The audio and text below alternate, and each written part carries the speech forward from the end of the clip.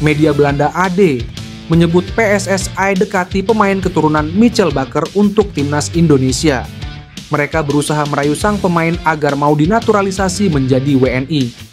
Bakker saat ini berkostum LOSC Lille di Liga Prancis 2024 sampai 2025. Ia sedang dipinjamkan oleh Atalanta selama 1 musim ke Los Dogs.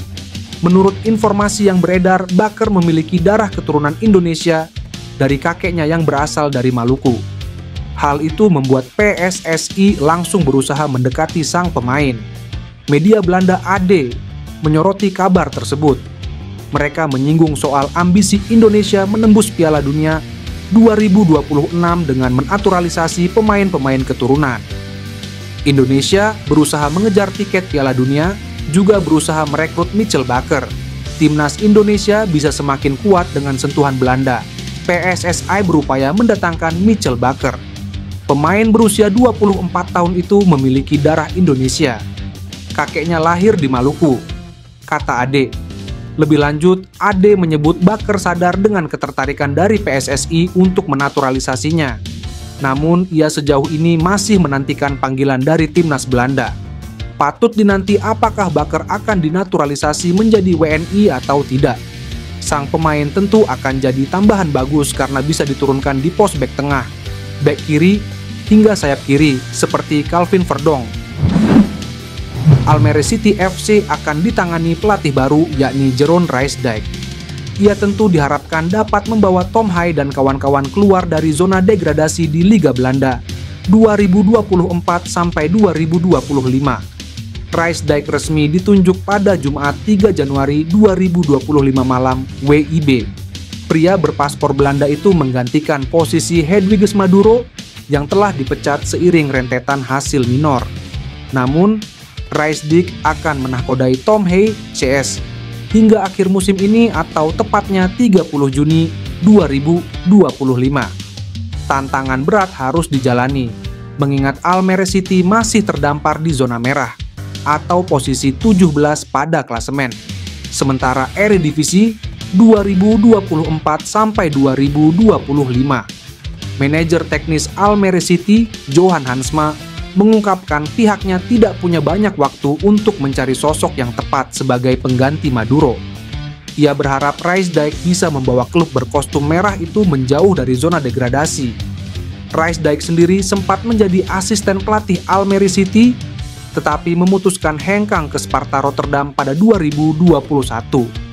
Ia meniti karir di sana mulai dari manajer akademi hingga pelatih kepala, yang berujung pemecatan pada November 2024. Karena itu, Rijsdijk dirasa menjadi sosok yang tepat untuk menjadi pelatih Almere City di sisa musim. Mengingat, ia sudah pernah menjadi bagian dari klub yang bermarkas di Stadion Yanmar itu. Pemain keturunan Indonesia, Ole Romeni dikabarkan sudah mencapai kata sepakat dengan Oxford United. Itu berarti Ole Romeni akan setim dengan bintang muda timnas Indonesia, Marcelino Ferdinand yang sudah lebih dulu bergabung dengan klub yang bermain di kasta kedua Liga Inggris tersebut. Kabar Romeni sudah capai kesepakatan dengan Oxford United itu pun telah dikonfirmasi oleh jurnalis asal Belanda, Danny van Laar. Menurut laporan yang ia terima, FC Utrecht sudah memberikan lampu hijau untuk Oxford United merekrut Romeni. Sebagaimana diketahui, Ole Romeni belakangan ini kencang dikabarkan akan hengkang dari FC Utrecht pada bursa transfer musim dingin ini. Pemain berusia 24 tahun itu kabarnya sangat dekat dengan Oxford United. Melalui akun X pribadinya, Danny van Laar menuliskan FC Utrecht dan Oxford United sudah sepakat soal transfer Ole Romeni.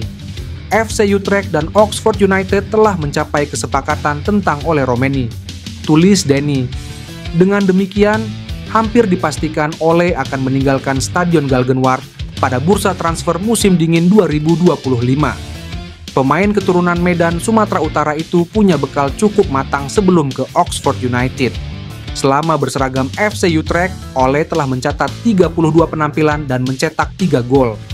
Ole akan menyusul Marcelino Ferdinand, pemain timnas Indonesia, yang sudah berkiprah di Oxford United sejak Agustus 2024 lalu. Kevin Dix menjadi properti panas di bursa transfer Januari 2025. Bek FC Copenhagen itu di antara pusaran kepindahan ke Borussia Mönchengladbach atau Trabzonspor. Klub Jerman dan Turki itu sama-sama menginginkan Dix. Borussia Mönchengladbach dan Trabzonspor bersedia untuk menggelontorkan dana demi mengeluarkannya dari FC Copenhagen. Keduanya tidak mau menunggu sampai Juli 2025 saat kontrak Dix bersama FC Copenhagen kedaluarsa.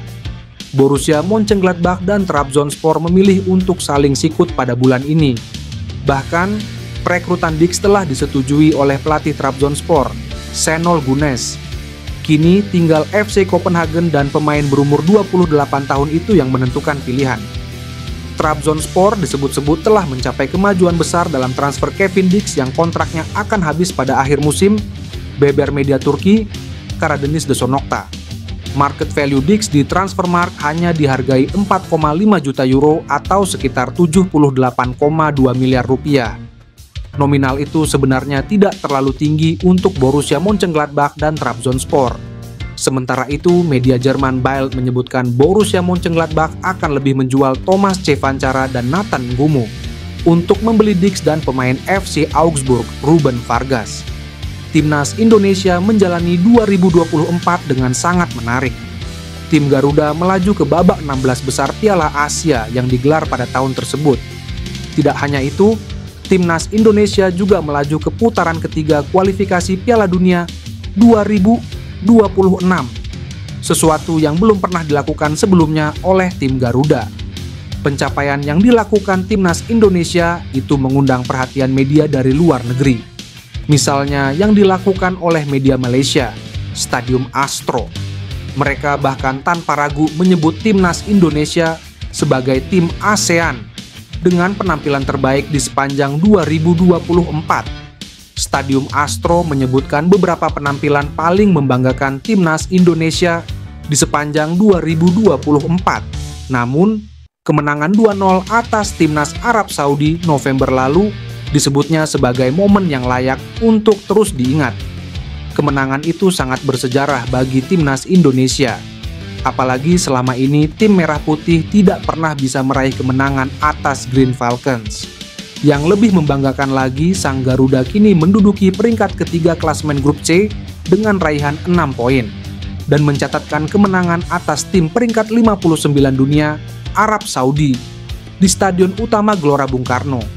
Jelas, Stadium Astro tidak hanya menyoroti keberhasilan Timnas Indonesia di level senior, Stadium Astro juga menyoroti keberhasilan Timnas Indonesia di level kelompok umur.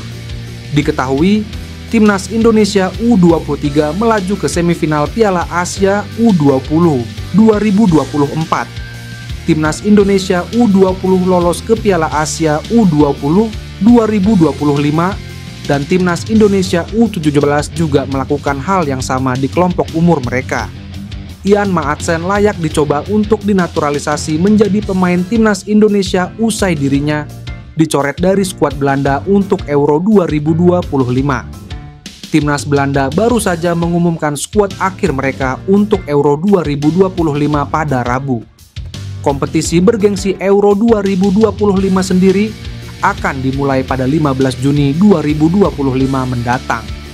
Namun dalam daftar terbaru yang dirilis oleh Oranje, tidak ada nama Ian Maatsen dalam skuad akhir Timnas Belanda. Rupanya Ian Maatsen dicoret alias tidak akan berpartisipasi di ajang bergengsi tersebut. Dicoretnya Maatsen pun bisa menjadi peruntungan bagi Indonesia yang layak mencoba menaturalisasi pemain berusia 22 tahun tersebut. Pemain Borussia Dortmund itu diketahui memang memiliki darah Indonesia yang mengalir dalam tubuhnya. Ibu Ian Maatsen lahir di Suriname dari orang tua Suriname Indonesia. Artinya, salah satu kakek atau nenek Maatsen lahir di Indonesia. Apalagi dirinya belum pernah bermain untuk timnas senior Belanda, sehingga masih ada kesempatan untuk menaturalisasinya. Meski demikian, Indonesia harus bersaing dengan Suriname. Pasalnya, jika tak dipanggil oleh timnas Belanda, Maatsen bisa saja memilih membela Suriname. Sementara itu, hanya ada nama Tijani Reinders selaku pemain keturunan Indonesia di skuad Belanda untuk Euro 2025. Pemain AC Milan itu diketahui memiliki darah Indonesia melalui sang ibu yakni Angelina Lekatompesi dengan keluarga yang berasal dari Maluku.